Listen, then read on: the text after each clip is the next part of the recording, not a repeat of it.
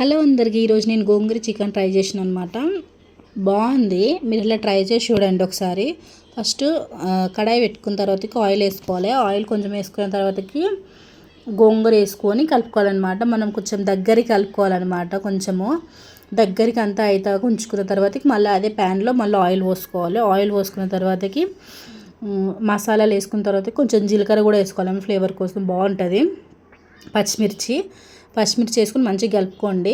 కలుపుకున్న తర్వాత ఆనియన్స్ వేసుకుని కూడా ఇది కూడా మగ్గాలి. రెడ్ కలర్ రావాలన్నమాట. ఆనియన్స్ కూడా రెడ్ కలర్స్ వచ్చినాక టమాటా వేసుకోవాలన్నమాట. ఒక్క టమాటా సరిపోతుంది, ఎందుకంటే గోంగూర కూడా పులుపు ఉంటుంది కాబట్టి. మంచిగా కలుపుకున్న తర్వాతకి మగ్గాలి. ఇది టమాటా కూడా మగ్గిన తర్వాతకి అట్లనే అల్లం పేస్ట్ వేసుకుని కూడా కలుపుకోవాలన్నమాట. మంచిగా నాకు గిన్నె పలస ఉంది కాబట్టి కొంచెం అడగంటినట్టు అవుతుంది అంతే. మన తర్వాత చికెన్ వేసుకోవాలి. చికెన్ వేసుకున్న తర్వాతకి మొత్తం కలుపుకోండి. మంచిగా ఆయిల్కి మొత్తం పట్టాలన్నమాట చికెన్ అనేది. కలుపుకున్న తర్వాత ఉప్పు, కారం, పసుపు వేసుకొని కూడా కలుపుకోండి. సెకండ్